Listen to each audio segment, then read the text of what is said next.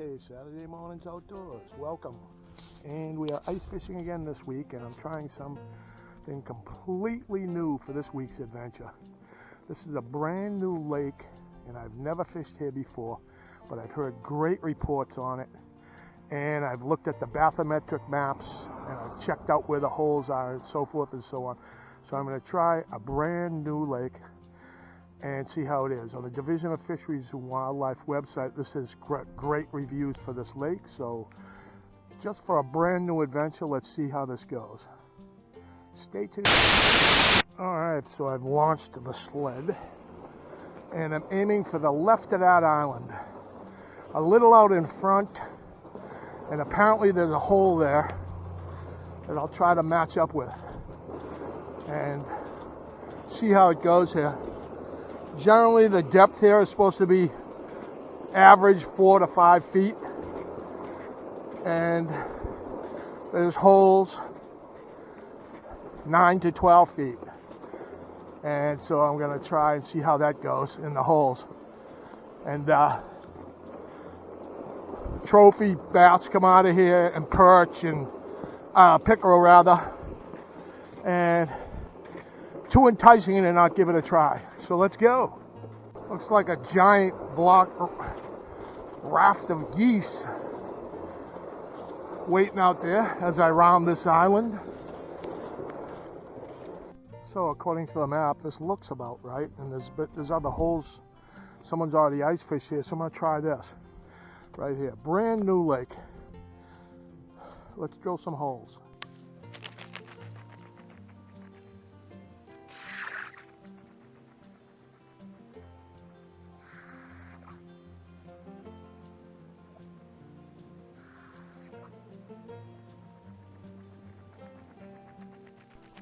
So I just drilled, just to get it over with, about 20 holes, 25 holes, heading towards the island, heading out here, out of the hole, into the hole. And that M18 Milwaukee doesn't even slow down. I'm sure you could get 100, though I do find an extremely severe temperature. After about 4 hours, if it's just sitting, it does tend to fade.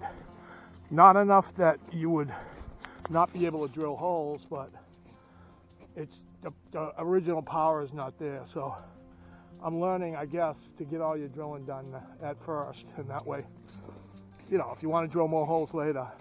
It has not failed me yet. It just slows down a little bit after 3 or 4 hours of 7 degrees.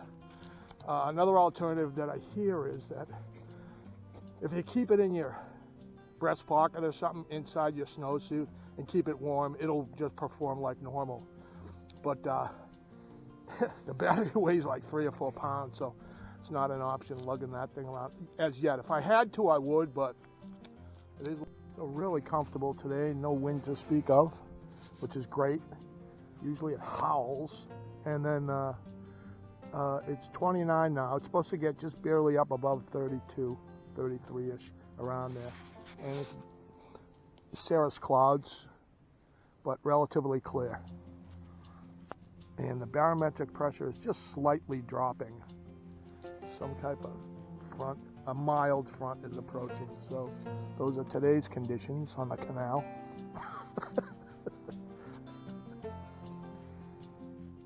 So that's, I'm using a little Castmaster with bits of trout worm on the end there.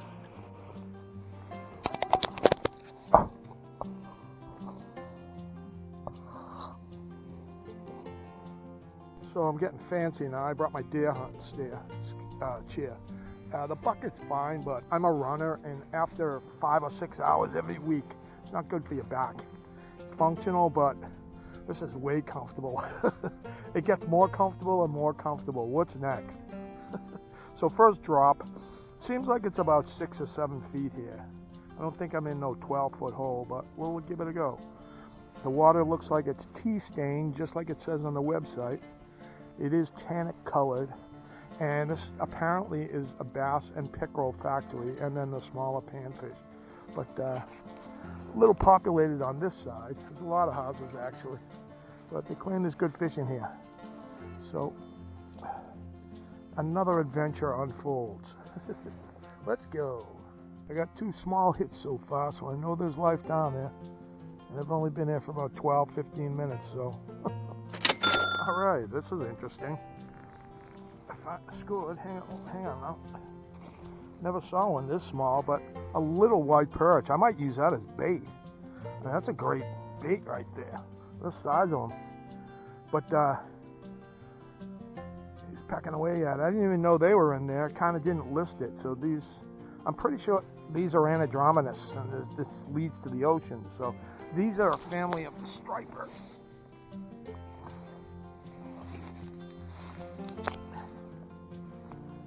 Hang on.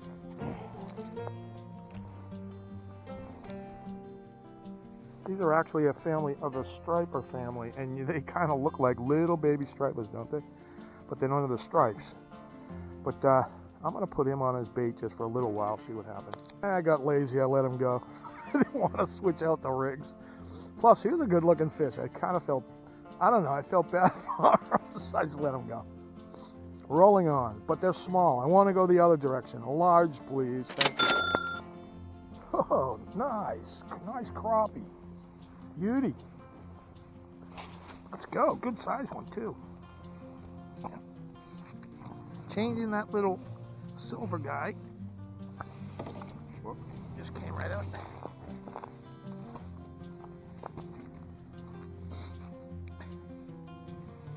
Worked pretty good. Beauty. Check that out, huh? All right. Let's go. Male sunfish. Let's go. Waking up again in about 2 hours. Another baby crappie. Look at the beautiful purple coloration on that. Just a gorgeous sun shining on them like that. Cool stuff. Whoops. All right. So we're into them now. Sunny. Little frenzy going on here. So I just punched another hole just for fun in a different area. And what I wanted to show you was a lot of guys just scoop this stuff out. You're pulling up water like that. Just let it settle. Come up slowly. And you'll clear that hole really quick. You just do it slower.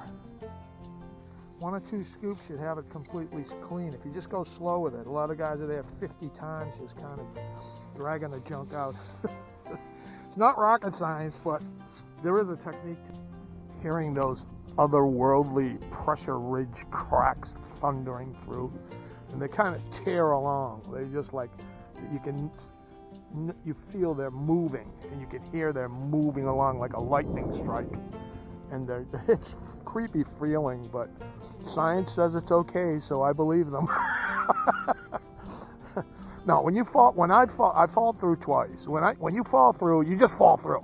There's no warning, so it doesn't fade me in the least. I've heard thousands of them, but it's very cool and just eerie. Your primal senses says, "Holy crap!" But there's nothing to worry about. I'm using kind of a double jig technique like that, just doing that with the Castmaster. It'd be nice to get a nice pick or a nice big bass. That'd be really nice. Let's go.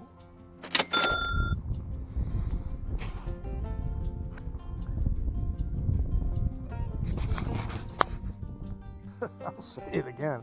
I'm really loving this chair. I should have thought of it a long time ago. I mean, I can sit on this stand for hours. Oop, there was a bite. Oh, I just doggone it. The chair makes all the difference. And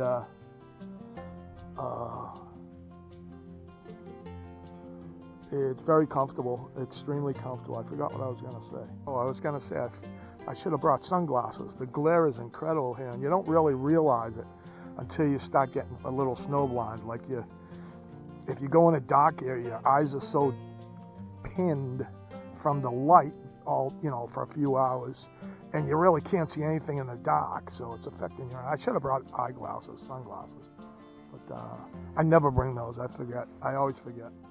Yeah, that was fun. Well, I'm going to wrap it up, I think. I caught a bunch of fish, which is very satisfying, and broadened my horizons, trying a brand new spot, and never fished here before, and did pretty good. So This will add to my repertoire. I hope you guys are keeping logs that are really into this.